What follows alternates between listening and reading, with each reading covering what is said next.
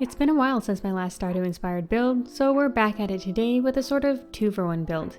If you're new here, hey, I'm Liz, welcome in. In this build series, I'm recreating the world of Stardew Valley in The Sims 4. Today we're taking on Harvey's clinic and Pierre's general store.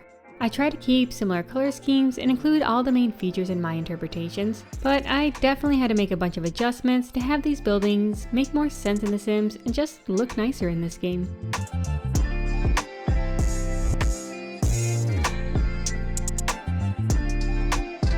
In Stardew, the exteriors of these buildings are a bit odd, and this would be doubly so if I had actually translated them exactly into The Sims 4. So I made quite a few changes to make the outsides more aesthetically pleasing. For the clinic, I added a covered porch to break up that big flat wall, but the colors and general shape are still quite similar. For Pierre's, I kept the roofline similar along with that boxy addition on the side, but I wanted it to look more like a small town shop you might see in real life. So I added more variety to the siding materials. The main building I kept as wood paneling, but the side addition I changed to be stone. I also changed the front to have a show window area that you might see on a downtown storefront, and I put that little balcony on top. I also moved the notice board off the building and used the info sign from Seasons, which I think looks quite nice and seems more functional for a community board. For this build series, I'm using Brindleton Bay as my Pelican Town. The spot we're building on today is a ragdoll refurb lot in the Whiskerman's Wharf neighborhood. It was kind of a tight squeeze to fit both of these buildings here, but I made it work and used up pretty much every inch of this lot, as you can see. Harvey's apartment in Stardew is pretty sparse and sad looking, especially for Pelican Town's only doctor.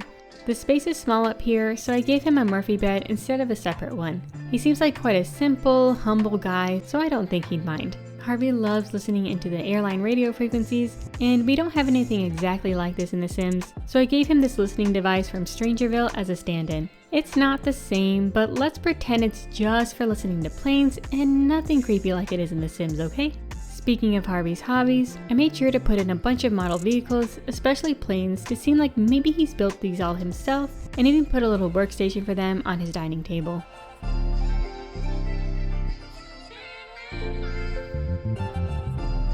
Moving downstairs to the clinic, these teal walls are quite the statement, but they match the color in Stardew so well, and together with all the whites, definitely give me sterile medical clinic vibes.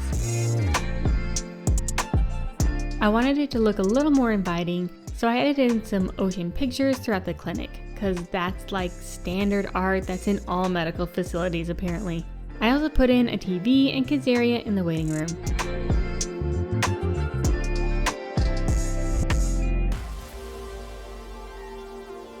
In the back we have the med bay on the right for the more serious cases that need monitoring, which in this quiet town is probably just going to be the farmer after passing out in the mines, or Shane after a night of risky drinking. The room at the end is for regular patient checkups. Unfortunately, you can't sit on or really do anything with these beds off of hospital lots, but they do add to the aesthetic.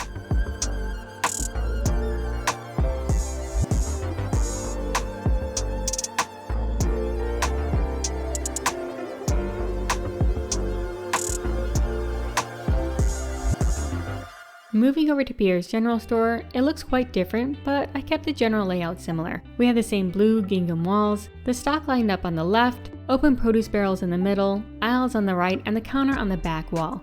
I also made sure to put in a backpack on that checkout counter because that is the most important thing that you can buy here.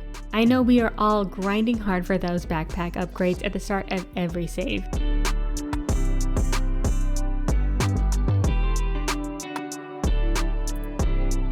I added in refrigerated and wine sections to match the types of things Pierre sells in the game, and definitely added in a bunch more clutter and detail so it looks more homey and realistic for The Sims. I'd love to have a general store selling local products like this in real life. I'll take mine without the greedy, workaholic store owner though. Behind the shop we have the shrine to Yoba. This statue from Jungle Adventure was the most similar looking in shape to the sign of Yoba that I found, and seems like something that could have some sort of religious function. For space sake, I put Caroline's tea room at the back. I still haven't really done much with tea in the game, probably because I haven't married every NPC in the game, and I sort of paired each of them with different crops and farm types in my mind.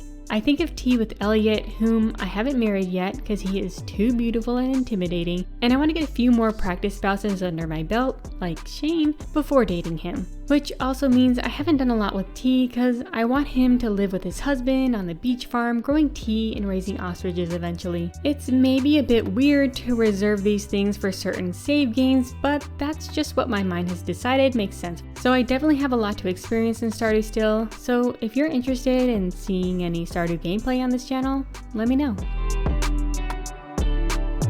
Above the general store is Pierre and Caroline's home. In Stardew Valley, they just have a kitchen and bedrooms, so I definitely went off script for this living space. I used lots of light blues to tie into the blues they have in the general store and Aerobics studio, as well as their kitchen in the game. Pierre and Caroline seem more proper and traditional, so I went in that direction with the furnishings here.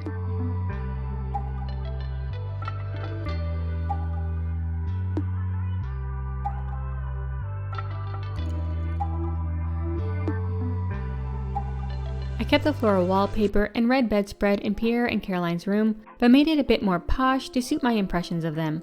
I even stashed something under Pierre's nightstand. Though it's not really clear what Pierre's secret stash is, I heard that in another translation of the game, it's implied that it's money. So I hid a few things in Pierre's areas of their home.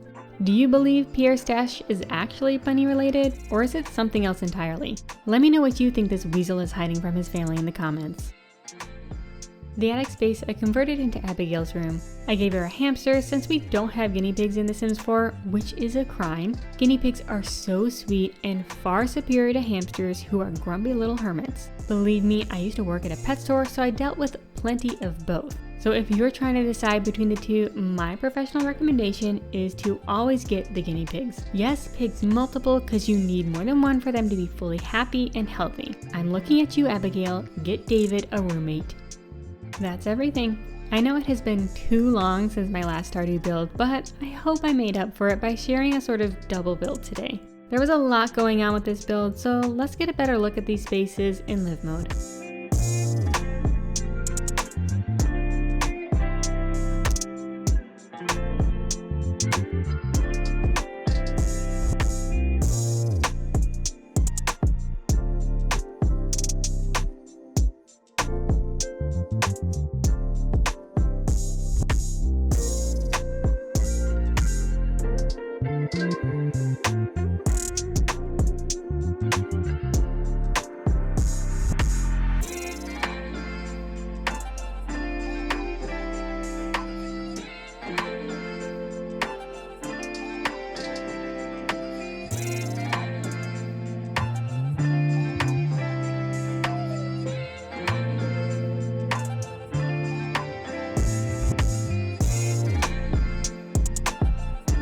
Despite both Harvey's clinic and Pierre's general store looking quite a bit different from how they do in Stardew, I think the overall vibes are the same, and I really like how they both turned out. I'd love to hear your thoughts though, whether that's on this build or just Stardew in general, so please share them all with me in the comments. Thank you so much for watching. If you enjoyed this video, click the like button. I have plenty more builds coming, so if you want to see more, be sure to subscribe and ring the notification bell so you don't miss anything. Remember, be kind to yourself today, and I'll see you next time.